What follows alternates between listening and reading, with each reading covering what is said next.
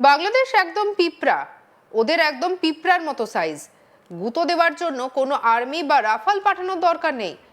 হাসিমারা থেকে রাফালের আওয়াজটা দিয়ে দিলেই যা হওয়ার হয়ে যাবে। আর অপারেশন সিন্দুরে অনেক ড্রোন উঠছিল, যদি কোনো ড্রোন পড়ে থাকে ওটাকে আবার একবার তুলে ছেড়ে দিলেই শেষ। বাংলাদেশ বাড়াবাড়ি করলে হামলার প্ল্যান রেডি। বাংলাদেশকে হুঁশিয়ারি এবারে বিজেপি নেতার। বর্তমানে মোহাম্মদ ইউনূসের অন্তর্বর্তীকালীন সরকারের জামানায় বাংলাদেশে মৌলবাদী এবং জিহাদিদের বাড়বাড়ন্ত কিভাবে হয়েছে তার নতুন করে বলার অপেক্ষা রাখে না। একই সঙ্গে বাংলাদেশের অভ্যন্তরে ভারত বিরোধী মনোভাবও মাথাচাড়া দিয়ে উঠেছে, যার ফলে বাংলাদেশের বিভিন্ন কর্তা ব্যক্তি এবং নেতাদের পক্ষ থেকে ভারত বিরোধী মন্তব্য উঠে আসছে। আর এরই মধ্যে জানে শেষ হয়ে গিয়েছে জুলাই আন্দোলনের অন্যতম নেতা তথা ইনকিলাব মঞ্চের মুখপাত্র শরীফ ওসমান হাদী। আর তারপরেই আগুন জ্বলতে শুরু করেছে বাংলাদেশে। ভারত বিরোধী স্লোগান চলছে দিকে দিকে। ভারতের 7 সিস্টার্স হিসেবে পরিচিত উত্তর পূর্বাঞ্চলীয় রাজ্যগুলিকে বিচ্ছিন্ন করার হুমকি দিতে শুরু করেছে আন্দোলনকারীরা। এ বিষয়ে এবারে বাংলাদেশকে হুঁশিয়ারি দিলেন বিরোধী দলনেতা শুভেন্দু অধিকারী। তিনি বলেন, আফগানিস্তান আমেরিকার গুঁতো খাওয়ার পর অনেকটাই পিউরিফাই হয়েছে তালিবান সরকার। আগের মতো আরো উগ্র তালিবান সরকার এখন নেই, এদেরও গুঁতো দরকার। যেটা হিমন্ত বিশ্ব শর্মা বলেছেন, এদের গুঁতো দেওয়ার জন্য কোনো আর্মি আর রাফাল পাঠানোর দরকার নেই। হাসিমারা থেকে রাফালের আওয়াজটা দিলেই যা হওয়ার হয়ে যাবে। কি বলেছেন শুনবো।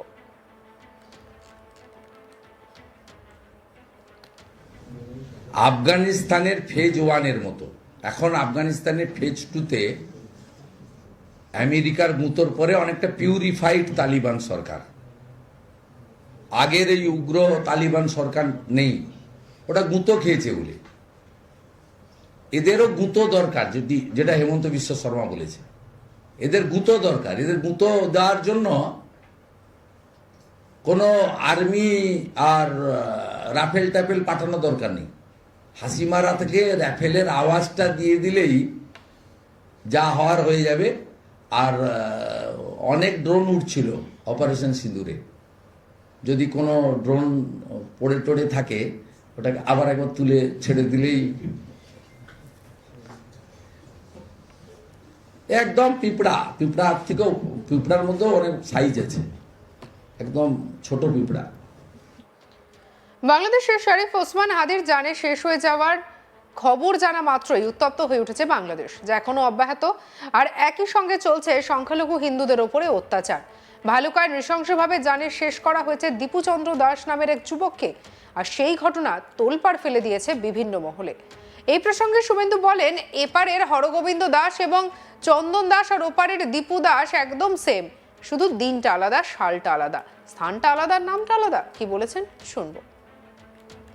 এপারের হরগোবিন্দ দাস চন্দন দাস, ওপারের দীপুচরণ দাস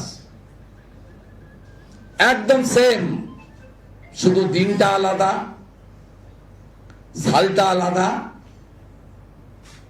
স্থানটা আলাদা, সময়টা আলাদা, নামটা আলাদা। পশু কাটার তরবারি দিয়ে ওখানে কুপিয়ে কুপিয়ে খুন, আর ওখানে মিথ্যা অপবাদ দিয়ে প্রমাণ ছাড়া দোষী সাব্যস্ত করে প্রথমে গণপিটুনি, আদমরা করা, তারপরে জীবন্ত হিন্দুকে জ্বালিয়ে দেওয়া। সেই ঘটনাকে সোশ্যাল মিডিয়া, ফেসবুকে লাইভ করা একদম সেম। পুলিশ আরো বলেছে, আমরা তো ধুলিয়ান শামশেরগঞ্জের ঘটনায় ব্যবস্থা নিয়েছি, চার্জশিট দিয়েছি, কোর্টে মামলা বিচারাধীন। এর সঙ্গে যারা ময়মনসিংহের বাঙালি হিন্দু পুড়িয়ে মারার ঘটনা সম্পৃক্ত করবেন তাদের বিরুদ্ধে ব্যবস্থা নেব।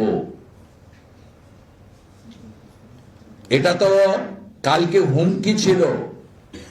বিচলিত মুখ্যমন্ত্রী, তার সরকার হিন্দুদের ক্রমবর্ধমান রাস্তায় বেরিয়েছে প্রতিবাদে ভয় পাচ্ছিলেন, তাই আজকে বর্বরচিতভাবে মারা হয়েছে। আমরা ভিডিও দেখে এই পুলিশগুলোর নাম আইডেন্টিফাই করব।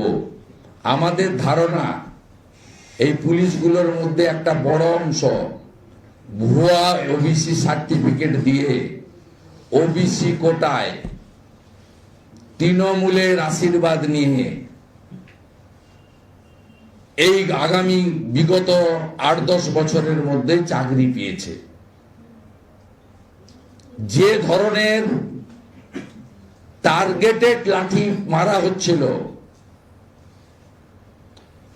যেভাবে লাল বাবা মহারাজ সহ গেরুয়া বসন পরা, ধুতি পরা, পাঞ্জাবি পরা, গলায় রুদ্রাক্ষের মালা, কারোর জটা, কারো মণ্ডিত মস্তক, তাদেরকে নিরস্ত্র সাধুগুলোকে যেভাবে পেটাচ্ছিল, এতে পরিষ্কার হয়ে গেছে এই লাঠিটা শুধু পুলিশ তার কর্তব্য পালনের জন্য মারছে না। যারা এই ঘটনা ঘটাচ্ছেন তাদের মধ্যে অন্য কোন প্রবৃত্তি লুকিয়ে রয়েছে, কোন হিডিং এজেন্ডা রয়েছে। আমরা এটা ছাড়বো না। ভারতীয় বায়ুসেনার গুরুত্বপূর্ণ ঘাঁটিগুলি হলো উত্তরবঙ্গের হাসিমারা সামরিক বিমান ঘাঁটি। হাসিমারা বিমান ঘাঁটি 1962 সালে চীন ভারত যুদ্ধের পরে তৈরি হয়। 1971 সালে বাংলাদেশের যুদ্ধের সময় এই হাসিমারা ঘাঁটিকে ব্যবহার করা হয়েছিল। ভারতের উত্তর পূর্ব প্রতিবেশী রাষ্ট্রগুলিকে চীন চাপ দিচ্ছে ভারতের বিরুদ্ধে একজোট হতে। এই মুহূর্তে বাংলাদেশ ভারতের শত্রু, আর তাই অনেক আগেই সাবধান হতেই হাসিমারাতে রাফাল যুদ্ধ বিমান রাখার সিদ্ধান্ত নেয় ভারতীয় প্রতিরক্ষা মন্ত্রক। তাওয়াংয়ে যাতে নতুন করে আর কোনো সংঘর্ষের পরিস্থিতি না হয় সেদিকে কড়া নজর রাখছে বায়ুসেনা। আর এদিকে চীন লাগোয়া প্রকৃত নিয়ন্ত্রণ রেখায় বরাবর মোতায়েন করা হয়েছে একাধিক যুদ্ধ বিমান। শুধু অরুণাচল সীমান্তই নয়, অসমের তেজপুর, ছাবুয়াতেও প্রস্তুত রাখা হয়েছে বিশেষ যুদ্ধ বিমান। বিশেষ গুরুত্ব পাচ্ছে উত্তরবঙ্গের হাসিমারাও। আর এদিকে এর কারণ হিসেবে বায়ুসেনার ঘাঁটি রয়েছে ভারত চীন সীমান্তের কাছেই হাসিমারার বিমান ঘাঁটি হওয়ায় সেখানেও হামলা চালাতে পারে বাংলাদেশ। তবে কোনো লাভের লাভ কিছুই হবে না, কেননা এখানে ডিপ্লয় করা হয়েছে রাফাল যুদ্ধ বিমান। বিমানবন্দরে বিপুল সংখ্যক যুদ্ধ বিমান প্রস্তুত রেখেছে। আর হঠাৎ এই আকাশপথে নজরদারি বাড়ানোর পাল্টা জবাব হিসেবে ভারতীয় বায়ুসেনার তরফেও রাফালের মতো শক্তিশালী যুদ্ধ বিমান মোতায়েন করা হয়েছে বায়ুসেনা ঘাঁটিতে।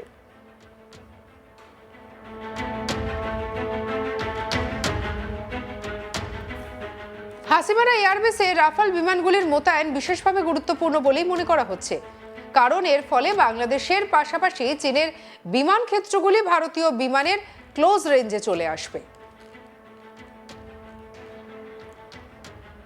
সঙ্গে রাখুন আজ তাক বাংলার ইউটিউব চ্যানেলকে লাইক, কমেন্ট, শেয়ার, সাবস্ক্রাইব করতে ভুলবেন না।